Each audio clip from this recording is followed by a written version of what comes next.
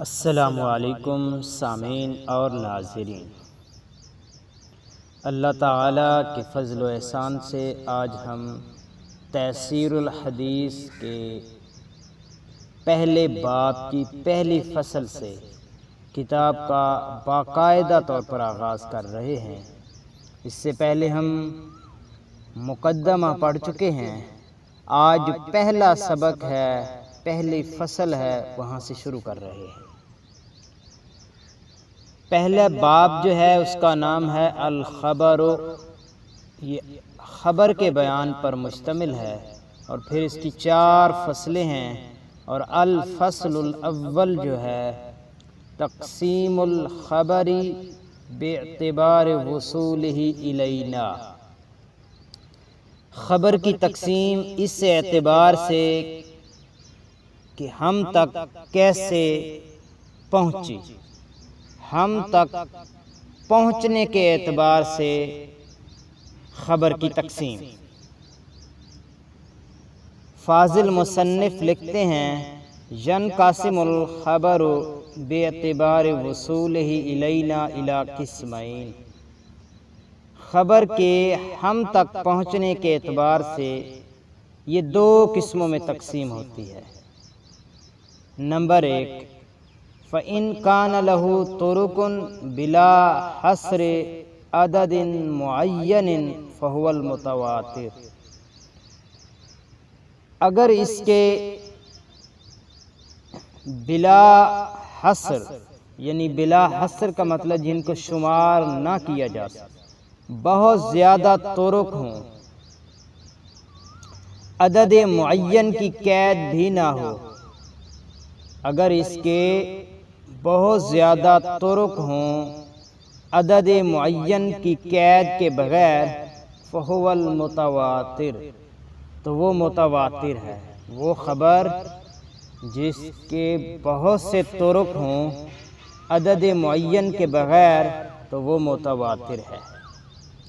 Number 2، وَإِنْ كَانَ لَهُ طُرُقٌ مَحْصُورَةٌ، اور اگر اس کے طرق ہیں محصورہ ہیں، شمار کیے جا سکتے ہیں، بعدد معین عدد کے ساتھ، فہو الاحاد، وہ احاد ہے۔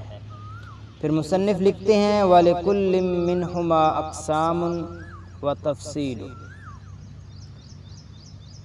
وَلِكُلٍّ مِّنْهُمَا أَقْسَامٌ، ان دونوں قسموں میں سے پھر ان کی اقسام ہیں، وتفاصیل، اور تفاصیل ہیں۔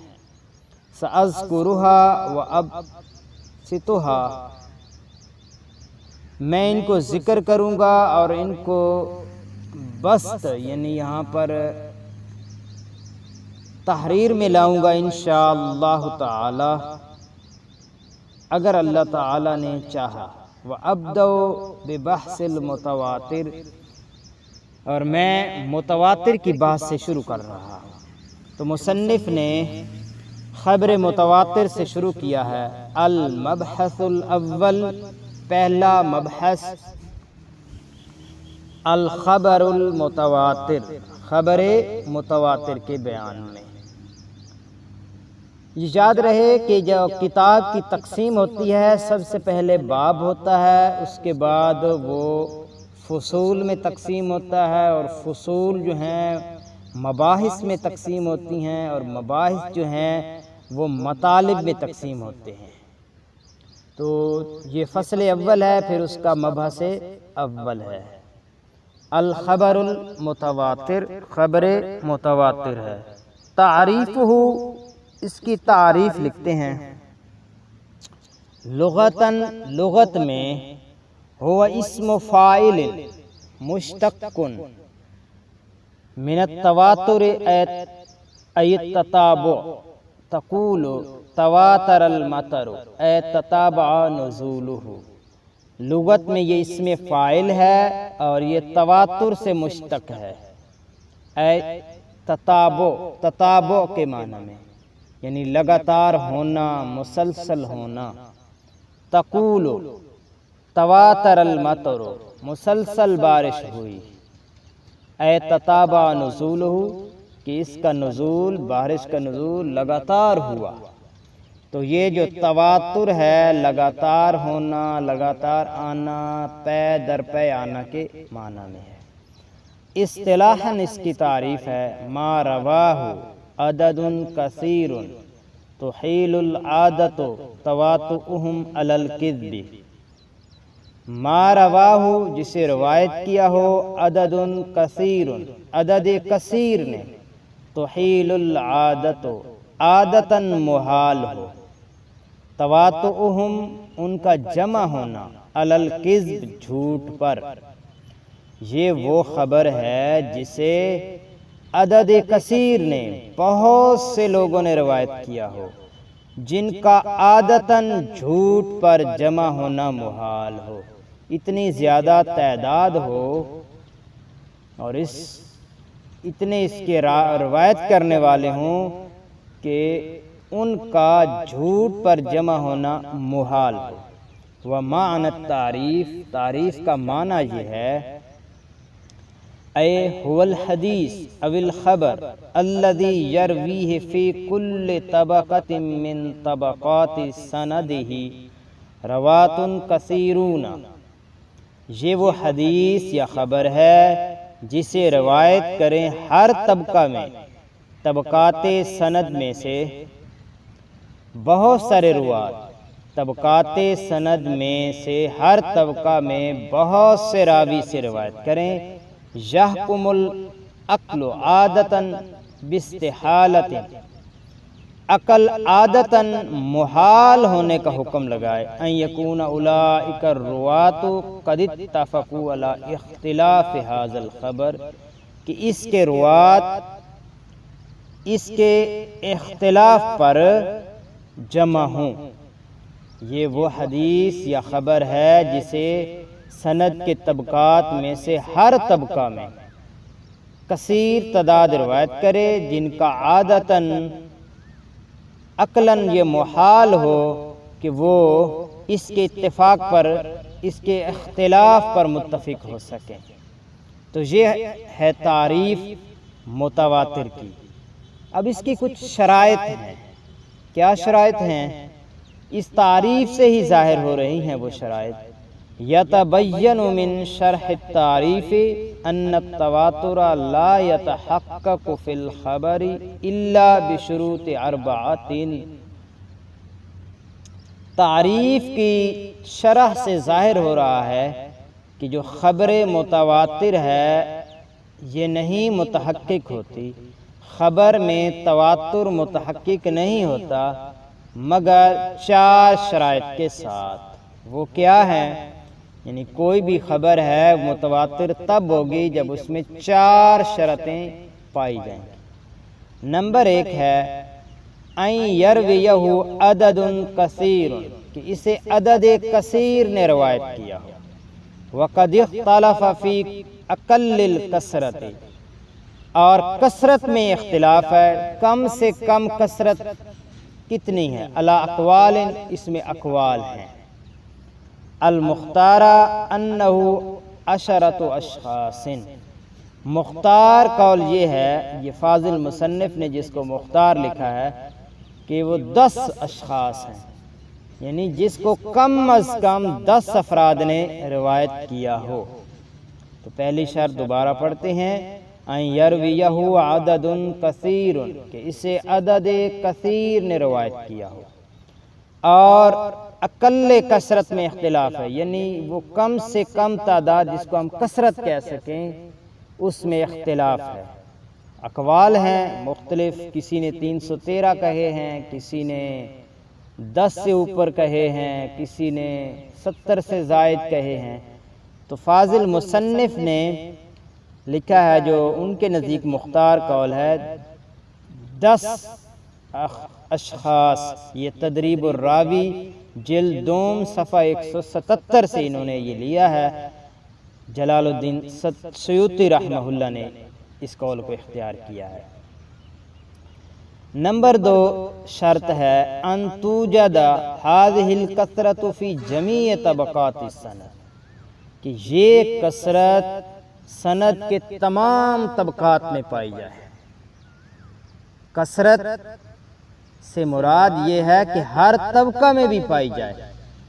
جو سند کے طبقات ہیں، جو یعنی پہلے لوگوں نے نبی اکرم صلی اللہ علیہ وسلم سے روایت کیا، وہ بھی عدد کثیر ہو، پھر ان سے روایت کرنے والوں کی تعداد بھی عدد کثیر ہو، پھر ان سے روایت کرنے والے بھی عدد کثیر ہو، ہر طبقہ میں عدد کثیر روایت کرے۔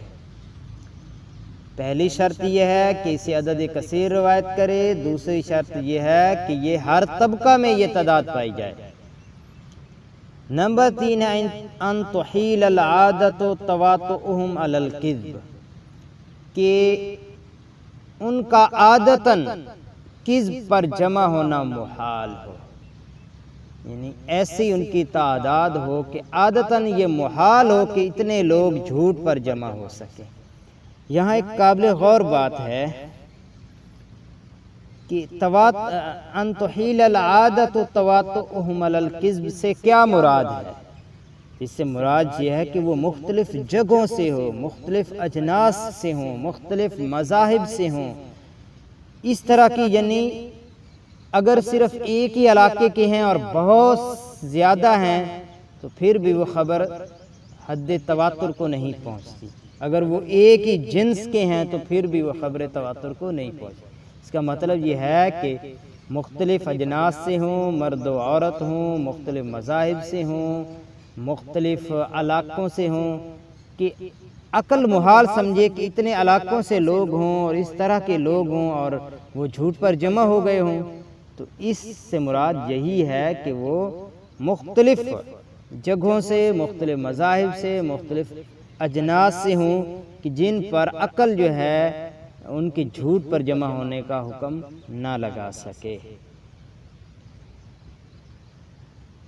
چوتھی شرط ہے ان یکون مستند خبرہم الحس، کہ ان کی خبر کا مستند جو سرچشمہ ہو وہ حس ہو، یعنی حسن ہو وہ خبر، وہ تصور پر مشتمل نہ ہو، خیالات پر نہ ہو،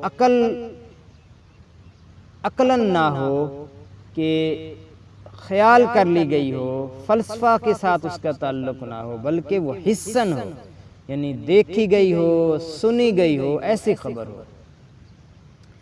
کقولہم سمعنا، جیسے وہ روایت کرتے ہوئے یہ کہیں سمعنا ہم نے سنا، اور رأینا ہم نے دیکھا، او لمسنا ہم نے چھوا، او اس طرح کے الفاظ ہیں۔ اما ان کان مستند خبرہم العقل، اگر ان کی خبر کا مدار عقل پر ہے، کل قول بحدوث العالم مثلا، جیسے عالم کے حدوث ہونے کا حکم، یہ تو عقلاً بات یہ نتیجہ نکالا گیا ہے، تو اس کو خبر فلا یسمی الخبر حینئذ متواترا، اس وقت اس خبر کو متواتر نہیں کہیں گے۔ اب اس حدیث کا حکم کیا ہے؟ جو خبر متواتر ہو اس کا حکم کیا ہے؟ المتواتر یفید العلم الضروریہ، خبر متواتر علم ضروری کا فائدہ دیتی ہے۔ کیا مراد ہے علم ضروری سے؟ ایل یقینی علم کا فائدہ دیتی ہے۔ الذی یضطر الانسان الی التصدیق بہ تصدیقا جازما، ایسے یقینی علم کا فائدہ دیتی ہے کہ جسے انسان قبول کرنے پر، جس کی تصدیق کرنے پر مجبور ہو جائے، تصدیق جازم پر۔ جیسے ہم کسی چیز کو واضح دیکھتے ہیں، اب اس کی تصدیق کرنے پر ہم مضطر ہیں، ہم اس کا انکار نہیں کر سکتے۔ کمن یشاہد الامر بنفسہ، یہ خبر متواتر کا حکم ایسے ہے جیسے اس شخص نے خود اس کو دیکھا ہے۔ کیف لا یتردد فی تصدیقہ، اس کی تصدیق میں وہ کیسے متردد ہوگا؟ فکذالک الخبر المتواتر، اسی طرح خبر متواتر ہے۔ لذالک کان المتواتر کلہ مقبولا، اس لیے خبر متواتر تمام کی تمام مقبول ہیں، اس کے روات میں بحث کرنے کی ضرورت نہیں کہ یہ علم یقینی کا فائدہ دیتی ہے، تو خبر متواتر کا حکم یہ ہے کہ اس کے روات میں بحث نہیں کریں گے، کیونکہ اس کو ایسی تعداد روایت کر رہی ہے جن کا جھوٹ پر جمع ہونا محال ہے۔ اب اس کی اقسام پر بات کرتے ہیں۔ ینقسم الخبر المتواتر الی قسمین ہما، خبر متواتر دو قسموں میں تقسیم ہوتی ہے، لفظی و معنوی۔ ایک لفظی ہے اور ایک معنوی ہے۔ المتواتر اللفظی هو ما تواتر لفظه و معناه، جس کے الفاظ اور معنی دونوں متواتر ہیں، یعنی عدد کثیر نے روایت کی ہوں، الفاظ بھی وہی ہوں، معنی بھی وہی ہو۔ مثل حدیث، جیسے حدیث ہے، من کذب علی متعمدا فلیتبوأ مقعدہ من النار، رواہ بدعۃ و سبعون صحابیا۔ اسے 70 سے زائد صحابہ کرام نے روایت کیا ہے، یہی الفاظ ہیں، یہی معنی ہے، تو یہ متواتر لفظی کی مثال ہے۔ دوسری قسم ہے المتواتر المعنوی، ہوا ما تواتر معناہ، جس کا معنی متواتر دون لفظ ہی، نہ کہ الفاظ، یعنی الفاظ مختلف ہوں لیکن اس کا معنی جو ہے سب میں مشترک ہو، معنی ایک ہی ہو۔ مثل احادیث رفع الیدین فی الدعاء، جیسے دعا میں رفع یدین، دعا کرتے ہوئے ہاتھ اٹھانا کی جو احادیث ہیں، مختلف احادیث آئی ہیں لیکن ان میں ایک لفظ مشترک ہے، فقد ورد عنہ نحو 100 حدیث، آپ صلی اللہ علیہ وسلم سے 100 کے قریب احادیث آئی ہیں۔ کل حدیث منہا، ہر حدیث میں یہ بات ہے، انہ رفع یدیہ فی الدعاء، کہ آپ نے دعا میں ہاتھ اٹھائے، لیکنہا فی قضایا مختلف، لیکن یہ مختلف قضایا میں یہ حدیثیں آئی ہیں۔ فکل قضیۃ منہا لم تتواتر، ہر قضیہ متواتر نہیں ہے۔ والقدر المشترک بینہما، ان میں قدر مشترک یہ ہے، وہ الرفع عند الدعاء، کہ دعا کے وقت ہاتھ اٹھانا۔ تواتر باعتبار مجموع طرق، مجموع طرق کے اعتبار سے حدیث متواتر ہے، کہ ہر قضیہ اپنی جگہ خبر متواتر نہیں ہے، لیکن رفع الیدین فی الدعاء، یہ بات جو ہے نا، یہ معنی تمام میں مشترک ہے، تو یہ تواتر معنوی کی مثال ہے۔ وجود اس کا کیا ہے، کتنا ہے، کتنی احادیث ہیں، اس کے بارے میں بحث ہے۔ یوجد عدد لا بأس به من الاحادیث المتواترہ، کہ احادیث متواترہ کی ایک تعداد پائی جاتی ہے۔ منہا حدیث الحوض، ان میں ایک حدیث حوض ہے، وہ حدیث المسألہ الخفین ہے، اور حدیث رفع الیدین فی الصلاۃ ہے، حدیث ندر اللہ امرعا یہ ہے، وغیرہا کثیر، اور اس کے علاوہ اور بہت ساری ہیں۔ یہ چند مثالیں ذکر کی کہ یہ احادیث متواترہ ہے۔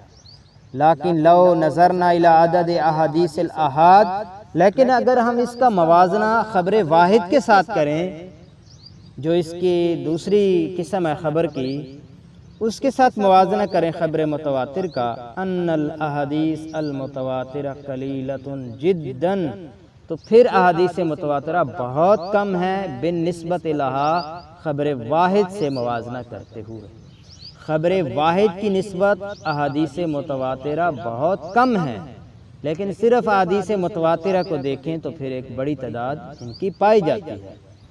اور اس میں اشہر المصنفات فیہ، مشہور جو تصانیف خبر متواتر کی ہیں وہ کیا ہے؟ لقد اعتنى العلماء بجمع الاحادیث المتواترہ، علماء نے احادیث متواترہ کو جمع کرنے کا اہتمام کیا ہے، وجعلها فی مصنف مستقل، اور ایک مستقل تصنیف انہوں نے لکھی ہیں، تصانیف لکھی ہیں، لیسہل علی الطالب الرجوع الیہا، تاکہ طالب کو، تلاش کرنے والے کو آسانی ہو ان تک پہنچنے میں۔ تو وہ کون سی ہیں تصانیف؟ 3 فاضل مصنف نے ذکر کی ہیں۔ الاظہار المتناثرہ فی الاخبار المتواترہ، یہ علامہ جلال الدین سیوطی رحمہ اللہ کی ہے۔ وہو مرتب علی الابواب، یہ ابواب پر مرتب کی گئی ہے، ابواب بنائے گئے ہیں۔ الاظہار المتناثرہ فی الاخبار المتواترہ۔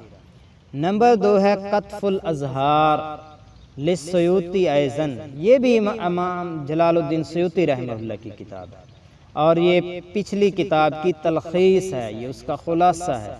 نمبر 3 ہے نظم المتناثر من الاحادیث المتواتر، یہ محمد بن جعفر القطانی کی ہے، محمد بن جعفر القطانی کی یہ کتاب ہے نظم المتناثر من الحدیث المتواتر۔